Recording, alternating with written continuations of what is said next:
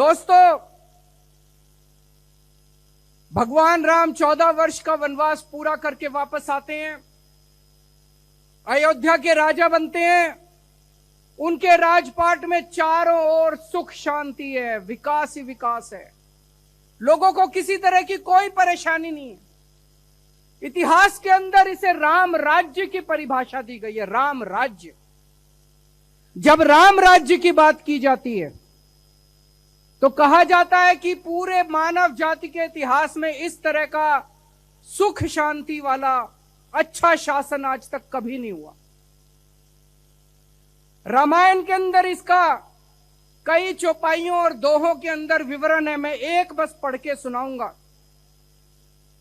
दैहिक दैविक भौतिक तापा, राम राज नहीं काहू ही व्यापा। दैहिक दैविक भौतिक तापा, राम राज नहीं काहू ही व्यापा। अर्थात राम राज में दैहिक दैविक भौतिक दुख किसी को नहीं होते। आगे कहते हैं, सब नर करहि परस्पर प्रीति, चलहि स्वधर्म निरत श्रुति नीति। सब लोग अपने अपने धर्म का पालन करते हैं, नीतियों के हिसाब से प्रेम से रहते हैं, प्रीति से रहते हैं और अपने अपने धर्म का पालन करते हैं। आज दिल्ली के अंदर हम लोग राम राज्य की अवधारणा से प्रेरणा लेके अपनी सरकार चलाने की कोशिश कर रहे हैं। रामायण के अंदर जो राम राज्य की परिभाषा दी गई है, जो अवधारणा दी गई है, उसे हमने 10 बिंदुओं के अंदर संजोया है। 10 प्रिंसिपल्स हैं जिसके ऊपर हम अपनी सरकार चलाने की कोशिश कर रहे हैं। पहला सिद्धांत, राम राज्य के अंदर कभी कोई भूखा नहीं मरता। हमारी कोशिश है कि दिल्ली के अंदर कोई भूखा नहीं रहना चाहिए। जो गरीब लोग हैं हम उन्हें मुफ्त में राशन देते हैं। जो बेघर लोग हैं हम उनके लिए नाइट शेल्टर्स बनाते हैं ताकि कोई भूखा नहीं सोना चाहिए। हमारी पूरी कोशिश रहती है, मैं ये नहीं कह रहा कि हमने 100% अचीव कर लिया, लेकिन हमारी कोशिश रहती है कि दिल्ली के अंदर कोई भूखा नहीं सोना चाहिए। दूसरा सिद्धांत है, सबको समान और अच्छी शिक्षा मिलनी चाहिए, एक जैसी शिक्षा मिलनी चाहिए, अच्छी शिक्षा मिलनी चाहिए। भगवान राम के समय में सब बच्चों को गुरुकुल में शिक्षा मिलती थी। राजा का बेटा भी गुरुकुल में जाता था, रंक का बेटा भी, भिखारी का बेटा भी, मजदूर का बेटा भी, किसान का बेटा भी, व्यापारी का बेटा भी, सब लोग गुरुकुल में जाते थे और एक समान सबको शिक्षा मिलती थी। आज हमारे देश के अंदर ऐसी प्रथा चल पड़ी है पिछले 75 साल के अंदर। अमीरों के बच्चे, जिसके पास थोड़ा भी पैसा है, वो बच्चे प्राइवेट स्कूल में जाते हैं। गरीबों के बच्चे सरकारी स्कूल में जाते हैं। सरकारी स्कूलों में पढ़ाई नहीं होती, गरीब गरीब रह जाता है, अमीर अमीर होता जाता है। गरीबों के बच्चों को कोई भविष्य नहीं मिलता, अमीरों के बच्चे अमीर होते जाते हैं, उनके डॉक्टर बनते हैं, इंजीनियर बनते हैं। पिछले 8 साल के अंदर, 9 साल के अंदर हमने इस प्रथा को बदला दिल्ली के अंदर। अब दिल्ली के गरीबों के बच्चों को भी अच्छी से अच्छी शानदार शिक्षा मिलने लगी है, समान शिक्षा मिलने लगी है। अब प्राइवेट स्कूलों से अपना नाम कटा के अमीर लोग भी अपने बच्चों को सरकारी स्कूलों में भर्ती करा रहे हैं। एक ही डेस्क पे अमीर और गरीब का बच्चा एक साथ बैठ के पढ़ रहे हैं। अब गरीबों के बच्चों को भी अच्छा भविष्य मिलने लगा है, उनके बच्चे भी डॉक्टर, इंजीनियर, वकील बनने लगे हैं। तो राम राज्य से प्रेरणा लेके अब दिल्ली के अंदर हमने सभी बच्चों को समान और अच्छी शिक्षा देना शुरू किया है। तीसरा सिद्धांत, अगर कोई बीमार हो जाए तो सबको समान और अच्छा इलाज मिलना चाहिए। पैसे के अभाव में किसी का इलाज रुकना नहीं चाहिए। पैसे के अभाव में, इलाज के अभाव में किसी की मौत नहीं होनी चाहिए। पहले जैसे पूरे देश के अंदर है, गरीब आदमी सरकारी अस्पताल में जाते हैं, सरकारी अस्पताल में इलाज के नाम पे कुछ नहीं होता।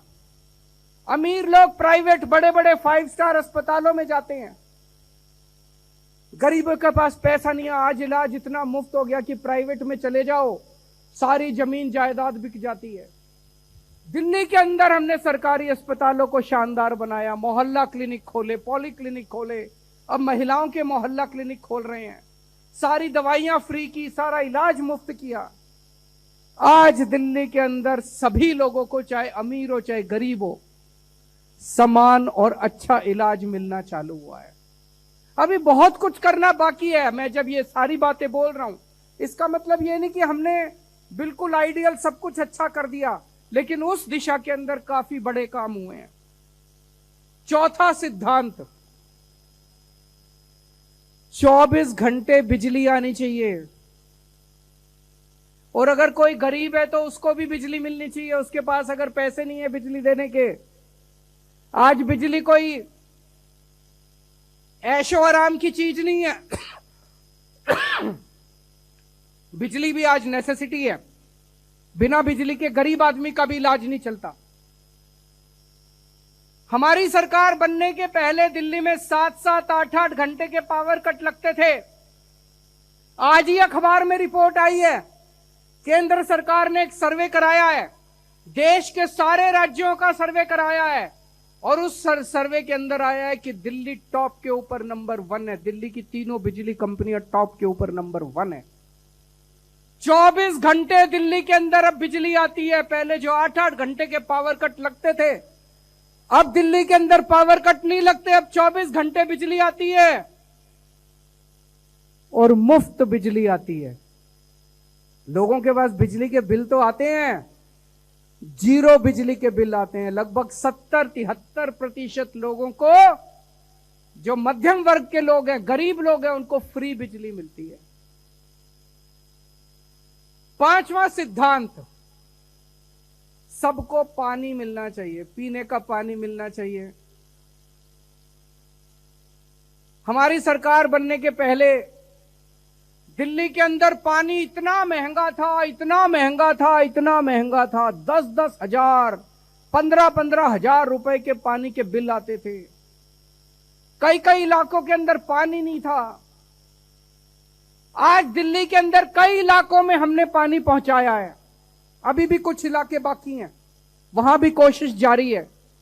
लेकिन अब दिल्ली के अंदर मध्यम वर्ग और गरीब लोगों को फ्री में पानी मिलना चालू हुआ है। पानी पिलाने का तो धर्म कहा गया है हमारे ग्रंथों में, पानी पिलाने का तो धर्म होता है, पानी पिलाने का तो पुण्य होता है। पानी से मुनाफा नहीं कमाना चाहिए। हमारी सरकार में गरीबों को और मध्यम परिवार के लोगों को फ्री में पानी मिलने लगा है। छठा सिद्धांत, बुजुर्गों का सम्मान करना चाहिए। ऐसा परिवार कभी तरक्की नहीं कर सकता जहां जिस परिवार के अंदर बुजुर्गों का सम्मान नहीं होता। ऐसा समाज कभी तरक्की नहीं कर सकता जिस समाज के अंदर बुजुर्गों का सम्मान नहीं होता। एक तरफ हमारी सरकार बनने के बाद पहले 1000 रुपए प्रति माह पेंशन मिलती थी, बुढ़ापा पेंशन, हमने उसे बढ़ा के 2.5 गुना कर दिया। अब 2500 रुपए महीना हर बुजुर्ग को पेंशन मिलती है। और दूसरी तरफ बुजुर्गों को हम लोगों ने तीर्थ यात्रा करानी चालू की है। आज तक 75 साल में कभी किसी सरकार ने अपने बुजुर्गों के लिए इतना नहीं सोचा होगा। हम अपने बुजुर्गों को रामेश्वरम लेके जाते हैं, शिरडी महाराज बाबा के यहां लेके जाते हैं, पुरी जी लेके जाते हैं, हरिद्वार ऋषिकेश लेके जाते हैं, द्वारकाधीश लेके जाते हैं, अयोध्या जी लेके जाते हैं। ऐसे 12 स्थान हैं जहां पे हम उनको तीर्थ यात्रा कराने के लिए लेके जाते हैं। रामायण में श्रवण का जिक्र है, जो अपने अंधे बूढ़े मां बाप को तीर्थ यात्रा कराने के लिए लेके गए थे। हम सब ने, यहां बैठे जितने बच्चे हैं, सबने श्रवण की कहानी सुनी होगी। बुजुर्गों को तीर्थ यात्रा कराने का सबसे ज्यादा पुण्य मिलता है। हम बुजुर्गों को तीर्थ यात्रा कराते हैं, उनका आने का, जाने का, रहने का, खाने का, पीने का सारा खर्चा दिल्ली सरकार देती है। उनको बस अपने झोले में, अपने बैग में, अपने अटैची में कपड़े लेके चलते हैं घर से, और उन्हें कुछ नहीं लेके जाना होता। एसी ट्रेन में लेके जाते हैं, अच्छे होटल में ठहराते हैं, बसों का इंतजाम होता है। सारी तीर्थ यात्रा, अभी तक 83,000 बुजुर्गों को दिल्ली के अंदर तीर्थ यात्रा करा चुके हैं। और अब चूंकि अयोध्या जी में श्री राम लल्ला जी का प्राण प्रतिष्ठा हुआ है, बहुत लोगों की इच्छा आ रही है कि हमें अयोध्या जी में श्री राम लल्ला जी के दर्शन करने जाना है। तो हम कोशिश करेंगे ज्यादा से ज्यादा ट्रेन जो जाती हैं उनको हम अयोध्या जी लेके जाएं। 7वां सिद्धांत है, हर व्यक्ति सुरक्षित महसूस होना चाहिए। महिलाओं की सुरक्षा बेहद जरूरी है। महिलाएं अपने आप को सुरक्षित महसूस करें। दिल्ली में कानून व्यवस्था हमारे पास नहीं है, दिल्ली में पुलिस हमारे पास नहीं है, लेकिन जो कुछ हमारे पास है हम उसके अंदर अपनी कोशिश करते हैं कि जो कुछ हम कर सकते हैं हम करें।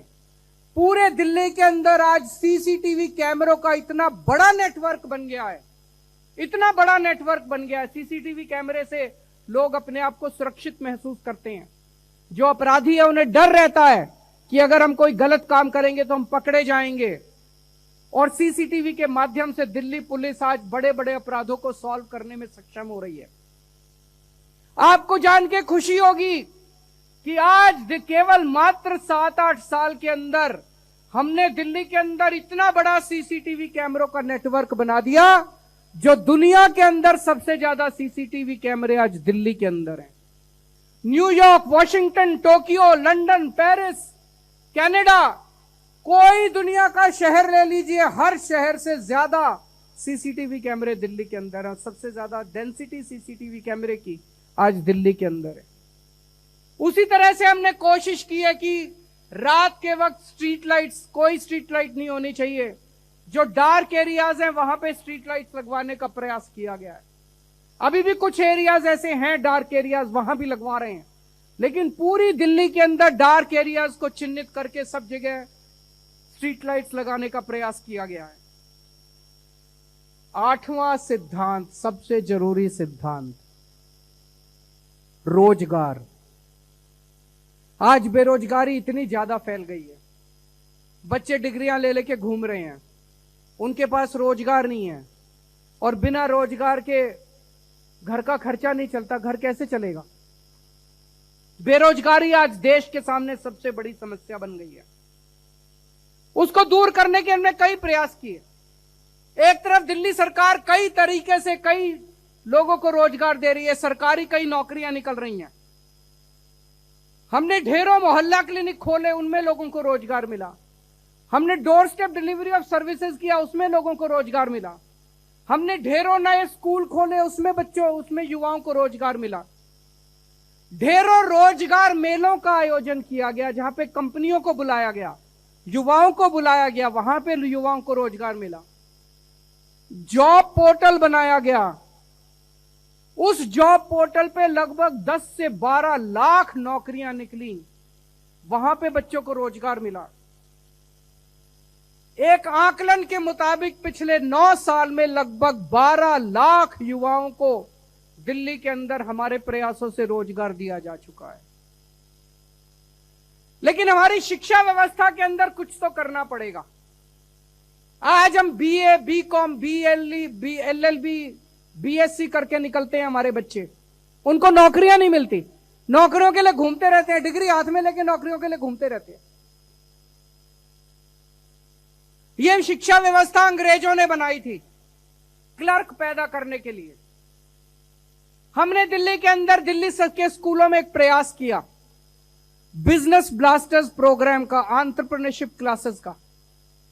हमने 11वीं और 12वीं के बच्चों को बिजनेस करना सिखाया, उनको प्रोजेक्ट दिए, और आज आपको जान के ताज्जुब होगा कि लगभग 2.5 लाख बच्चों की 50,000 टीम्स दिल्ली के सरकारी स्कूलों में अलग अलग अपने अपने आइडियाज के ऊपर काम कर रही है। छोटे छोटे बिजनेस शुरू करे उन्होंने। 50,000 टीम्स ने, 2.5 लाख बच्चों की 50,000 टीम्स ने छोटे छोटे आइडियाज उन्होंने शुरू किए, कोई कुछ कर रहा है, कोई कुछ कर रहा है, कोई कुछ कर रहा है। आज अगर आप हमारे सरकारी स्कूल के बच्चों से पूछो, हर बच्चा आपको यही कहेगा कि मैं पढ़ाई पूरी करने के बाद नौकरी देने वाला बनूंगा, नौकरी लेने वाला, नौकरी मांगने वाला नहीं बनूंगा। हर बच्चा इस भावना से भरा हुआ है। अब हमें ये बिजनेस ब्लास्टर्स प्रोग्राम कॉलेजों के अंदर शुरू करेंगे इस साल से। इस साल बजट के अंदर उसका प्रावधान किया जाएगा और कॉलेज से पास आउट होने वाले बच्चों को ये प्रोजेक्ट शुरू करने की प्रेरणा दी जाएगी कि पास आउट होने के 1 साल पहले से आप कॉलेज में रहते रहते अपने छोटे छोटे बिजनेस आइडियाज के ऊपर काम करना चालू करो। एक टीम अगर एक बिजनेस आइडिया पे काम करती है तो कम से कम 8 से 10 और बच्चों को नौकरी देती है। अगर हमने ये भावना बच्चों में भर दी कि मुझे बिजनेस करना है, मुझे धंधा करना है, निकलने के बाद मुझे नौकरी मांगनी नहीं है, मुझे नौकरी देने वाला बनना है, मुझे लगता है कि हमारे देश के अंदर रोजगार की समस्या दूर हो सकती। एक और बात है, अक्सर हम सुनते हैं भारत को हमें $3 ट्रिलियन इकोनॉमी बनाना है, भारत को हमें $4 ट्रिलियन इकोनॉमी बनाना है, भारत को हमें $5 ट्रिलियन इकोनॉमी। बहुत अच्छी बात है, हमें भारत को $5 ट्रिलियन इकोनॉमी बनाना चाहिए। लेकिन अगर उस 5 ट्रिलियन में से 4 ट्रिलियन एक ही आदमी के पास होंगे और 1 ट्रिलियन 140 करोड़ लोगों के पास होगा तो सारा देश तो गरीब रह जाएगा, एक ही आदमी अमीर बनेगा। उससे तो लोगों को, बच्चों को रोजगार नहीं मिलेगा, उससे तो देश की तरक्की नहीं होगी। तो हमें ऐसा करना है कि हमें देश को $5 ट्रिलियन इकोनॉमी तो बनाना ही है, लेकिन हमें ऐसा विकास करना है कि वो $5 ट्रिलियन 140 करोड़ लोगों के पास पहुंचे। वो एक आदमी या 2 आदमियों के पास नहीं रहने चाहिए। 75 साल के अंदर हमने अपने देश के अंदर ऐसा विकास मॉडल किया, ऐसा विकास का मॉडल लागू किया है कि कुछ चंद लोग, हमारे देश का सारा विकास से कुछ चंद लोगों का फायदा हो रहा है, बाकी सारा देश गरीब रह जाता है। इकोनॉमिक्स के अंदर एक थ्योरी बताई जाती है, trickle down theory. Trickle down theory का मतलब होता है कुछ लोगों को अमीर बना दो, फिर वो अमीर लोग फैक्ट्री खोलेंगे, उसमें बाकी सब लोग मजदूरी करेंगे, तो उससे धीरे धीरे ट्रिकल बूंद बूंद बूंद बूंद करते करते अमीरों से गरीबों तक पैसा पहुंचना चालू होगा। कभी नहीं पहुंचता, 75 साल में तो नहीं पहुंचा, अमीर और अमीर होते गए, गरीब और गरीब होता गया। ट्रिकल डाउन थ्योरी नहीं हो रही, ट्रिकल अप थ्योरी हो रही है। गरीबों का पैसा अमीरों के पास पहुंच रहा है, अमीरों का पैसा गरीबों के पास नहीं पहुंचता। हमें ऐसा विकास का मॉडल चाहिए कि सीधे पैसा गरीब के हाथ में जाए। जब पैसा सीधे गरीब और मध्यम वर्ग के हाथों में जाएगा तब देश तरक्की करेगा। अगर एक गरीब के पास पैसा आएगा, वो क्या करेगा? खाने पीने की चीजें खरीदेगा, कपड़े खरीदेगा, लत्ते खरीदेगा, अपने घर का सामान खरीदेगा। इससे अर्थव्यवस्था के अंदर डिमांड पैदा होगी, कपड़ों की फैक्ट्रियां बनेगी, खाने की फैक्ट्रियां लगेंगी, लोगों को नौकरी मिलेगी। जब हमारी दिल्ली में सरकार बनी, हमने सरकार बनने के बाद एक काम किया, हमने दिल्ली के अंदर मिनिमम वेज, न्यूनतम भत्ता उस वक्त 9,000 रुपए होते थे, हमने उसे तुरंत बढ़ा के 14,000 कर दिया। अब 18,000 हो गया, 14,000 कर दिया, 50% बढ़ा दिया। कई लोगों ने मुझे गालियां दी उस टाइम, कई लोगों ने कहा कि केजरीवाल जो कर रहा है इससे व्यवसाय बंद हो जाएंगे, व्यापार बंद हो जाएंगे, फैक्ट्रियां बंद हो जाएगी, उनको घाटा हो जाए। कुछ नहीं हुआ, किसी का व्यापार बंद नहीं हुआ, किसी की फैक्ट्री बंद नहीं हुई। लेकिन जनता के हाथ में, गरीबों के हाथ में, मजदूर के हाथ में पैसा आने लगा। और जब मजदूर के हाथ में पैसा आने लगा तो वो मजदूर पैसे खर्च करता है। जब मजदूर पैसे खर्च करता है, गरीब आदमी, मध्यम वर्ग का आदमी पैसे खर्च करता है, उससे डिमांड पैदा होती है, और जब डिमांड पैदा होती है तो अर्थव्यवस्था में तरक्की होती है। राम राज्य की अवधारणा का हमारा 9वां सिद्धांत, महंगाई। महंगाई कम करनी पड़ेगी। आज महंगाई ने लोगों का घर बर्बाद कर दिया, लोगों के घर का खर्चा नहीं चल रहा, आमदनी नहीं बढ़ रही, लेकिन खर्चे बढ़ते जा रहे हैं, लोगों के घर का खर्चा नहीं चल रहा। आज मैं दिल्ली का मुख्यमंत्री होने के नाते दिल्ली वालों को कहना चाहता हूं कि जो जो कदम हमने उठाए हैं, मुझे आज ये कहते हुए बहुत खुशी हो रही है कि केंद्र सरकार के एक सर्वेक्षण के मुताबिक जो भी आया है थोड़े दिन पहले, पूरे देश में सबसे कम महंगाई दिल्ली के अंदर है, सबसे कम महंगाई। दिल्ली में महंगाई दर है 2.95%, 3% है महंगाई दर दिल्ली में। यूपी में 5.5%, महाराष्ट्र में 6%, हरियाणा में 7%, गुजरात में 7% और राष्ट्रीय स्तर के ऊपर 6% और दिल्ली में 3%। पूरे देश में जितनी महंगाई है उससे आधी महंगाई दिल्ली के अंदर है। दिल्ली में हमने आपकी बिजली मुफ्त की हुई है, आपका पानी मुफ्त किया हुआ है, आपके बच्चों को अच्छी शिक्षा दे रहे हैं, मुफ्त में दे रहे हैं, आपका इलाज कर रहे हैं, दवाइयों का खर्चा सारा मुफ्त है, महिलाओं के लिए बस में सफर मुफ्त है, बुजुर्गों की तीर्थ यात्रा मुफ्त है। इतनी सारी चीजें जो दिल्ली सरकार ने सहूलियत दी हुई है, उसकी वजह से आज दिल्ली के अंदर महंगाई दर सबसे कम है। अगर लोग महंगाई से लोगों की कमर टूट जाएगी तो उसको तो हम राम राज्य नहीं कह सकते ना। राम राज्य तो तब होगा जब लोग खुशी से रहेंगे, अच्छे से रहेंगे, खुशहाल होंगे। महंगाई में लोग खुशहाल नहीं हो सकते, तो हमें महंगाई को कम करना है। और 10वां और आखिरी सिद्धांत, भगवान ने सबको बराबर बनाया है, चाहे इस धर्म का हो चाहे उस धर्म का हो, चाहे इस जाति का हो चाहे उस जाति का हो, चाहे अमीर हो चाहे गरीब हो, चाहे युवा हो चाहे बुजुर्ग हो, सब बराबर है। हमें ऐसी शासन व्यवस्था कायम करनी है जिसमें सबको बराबरी से उसमें हिस्सा मिल सके, बराबरी के अवसर मिल सकें और सब लोग आपस में प्यार और मोहब्बत से रहें। जैसा मैंने बताया, आने वाले समय में हम कोशिश करेंगे ज्यादा से ज्यादा लोगों को अयोध्या जी में दर्शन कराने के लिए लेके जाने की। एक तरफ जहां हमें भगवान श्री राम की भक्ति करनी है, दूसरी तरफ अपने अपने तरीके से अपने अपने जीवन में आप जो कुछ भी कर रहे हैं, आप डॉक्टर हैं, आप जनता की सेवा कर सकते हैं, आप सफाई कर्मचारी हैं, आप अपना काम अच्छे से कीजिए, आप जो भी काम जहां भी काम जो भी काम कर रहे हैं अपना अपना काम समाज के लिए अच्छे से कीजिए। हमें मेहनत से, ईमानदारी से, देशभक्ति से काम करना है, समाज के लिए काम करना है और साथ साथ भगवान राम की भक्ति करनी है। मुझे पूरा यकीन है कि अगर हम भगवान राम के बताए हुए रास्ते पे चलेंगे तो भारत को दुनिया का नंबर 1 देश बनाने से इस दुनिया की कोई ताकत नहीं रोक सकती। भारत माता की